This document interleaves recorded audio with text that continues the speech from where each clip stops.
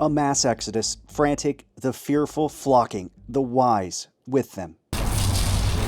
No gas, all brakes. We have a very stressful, potentially dangerous situation unfolding here in the Tampa Bay area. This is St. Petersburg, and what you're looking at is just a little bit of a slice of the mass amount of people trying to evacuate out of the Tampa Bay area. All of the arterial roads, the interstates, the main highways out of Tampa Bay are jam-packed as people are fleeing. They're trying to escape the path of Hurricane Milton. And what they're coming across are gas stations like this, closed. They do not have gas left. And so these pumps have all been wrapped with saran wrap. What that does, it helps protect the screens, the electronics from hurricane force-driven rain. They also even have the nozzles zip tied to the machine so they don't flop around in the winds as well. But these are wrapped a day and a half before likely any impacts from Hurricane Milton that could be felt here in St. Petersburg, because the folks here at the gas station say that they don't expect any more gas being delivered here ahead of the hurricane. I'll leave at 2:30 in the morning. I'll leave at 2:33 in the morning because all this will kind of die down, but we don't have diesel. So every time I come down here, we already kind of know because we do so much cat work. I normally travel with at least 20 gallons. I brought this from Atlanta. I didn't just try to hoard gas. Yeah. So we always come down with at least enough diesel to get back home, or at least to get back over the line, no matter where it is. Among the masses moving out, the contractors who rushed in to help rebuild after Hurricane Helene. A total mess. Can't believe I'm showing it to you. Normally it's really organized. Are packing up too.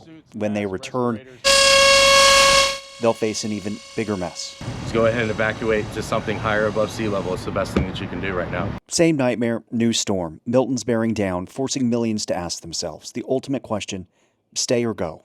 It's not as obvious as you might expect. No, I would rather be with my boat than not with it, because if I'm not here, I don't know what's going to happen to it.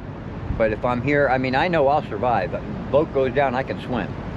But I'm not going to go somewhere else and leave the boat here, because this is everything I own right now.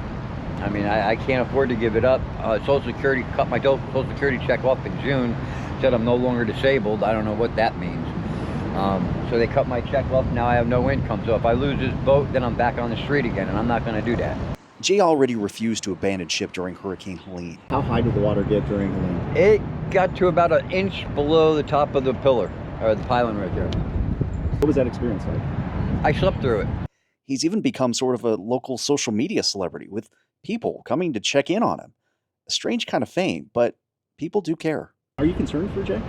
I mean, yeah, I come and check on him every day and brought him a bunch of clothes and food and stuff, water. But I mean, he doesn't want to leave his boat, which I understand. I've tried to like help him get the hotels and stuff, and I started GoFundMe on TikTok that got like $7,000, which I'm gonna be giving him the money soon once the chairman's in. But yeah, I mean, I've tried to help him like get to him a safe place. He just doesn't really want to do that. So It's a little mess. Please No, forgive the mess. it's you got it pretty well organized, actually. Well, organization is my thing.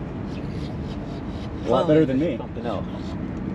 And so this is where you'll like camp out some food. You have supplies here. I sit here, I sleep here, and everything on that side. I got my stove there. I have a box cooler that I have my food in. I got a regular cooler for cold stuff right there. And up in the front where it's too shallow to actually go in there, I use that for storage for my clothes and whatnot. And where's your water? Water, in those boxes. I mean, the ideal thing is to get him into a hotel, which people, like a ton of people have been offering. So if we can convince him to put the boat somewhere else and just get him in a hotel, I think that would be the most ideal thing. I just go to sleep. Every time I got into trouble and I pray to God and I just talk to him, but he always told me, go to sleep, it'll be all right in the morning. I go to sleep, I wake up and it's always better in the morning. Do you plan on sleeping for Milton? Oh yeah. I mean, once the boat's over the water and the wind's hitting me on the nose, the boat's going to be steady, it's going to be in that direction, and the only thing I got to worry about is the wind blowing me around a little bit and the tide going up. Okay. I'm not concerned. At least Jay doesn't have to worry about sandbags. Guys, back up, there's more coming. You gotta leave room, there's enough sand for everybody. Relax and back up.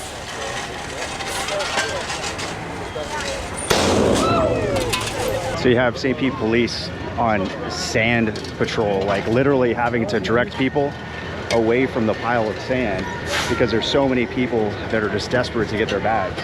So it's like he's directing traffic, but it's people with their shovels and their sandbags waiting to fill up what they can.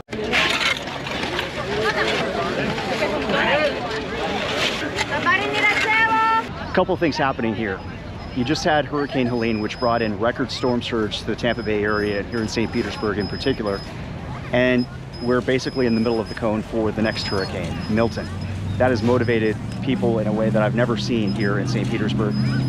People are lining up like it's Black Friday for sandbags. They're trying to get their allotment and trying to protect what they had. They just had the example of Hurricane Helene, and so they know that they are vulnerable. I lost my girlfriend here, but she's somewhere. Oh, there she is. She's struggling.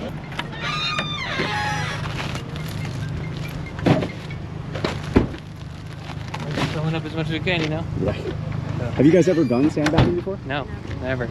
Definitely acting on the side of precaution, though, you know, so. Well, I mean, you just saw what happened. Yeah, we can. I mean, this is right outside of our apartment. This is our apartment complex. So. Just piles of trash. Yeah.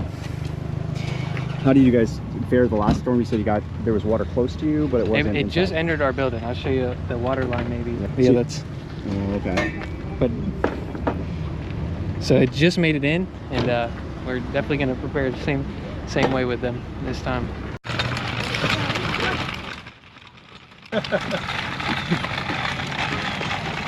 Oh, well, yeah. Did you have water the last storm? The water, yeah. How bad was it, Helene, for you? Stingy or it's a bitter bull. And 2 uracan. Oh, well, my family. Yeah. Thank you. ¿Tienes miedo?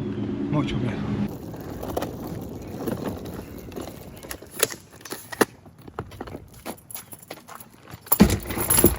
Me too. Sweater from Peru. All the expensive clothes you have? Jacket from Argentina, purse from Turkey, purse from Spain, purses from Mexico. And all the important documents and my hard drives are going with you. Yes, and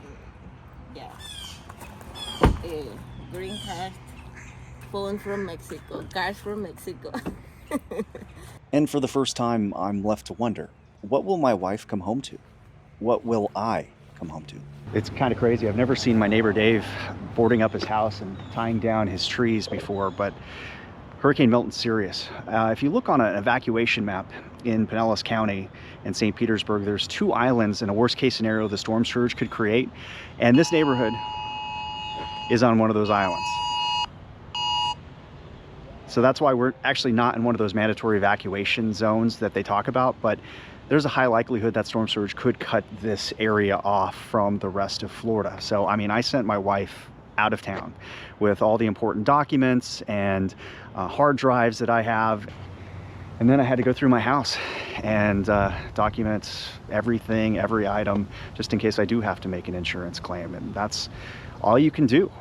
We have to wait to see where the storm goes, but there's the potential this could be the most catastrophic hurricane to ever hit our home here in Tampa Bay. And so I just hope that we all remember items and things aren't important, people are. And so please, if you can, and you are here, get out of the path. It's just not worth it. Whatever will be left will be here when you get back.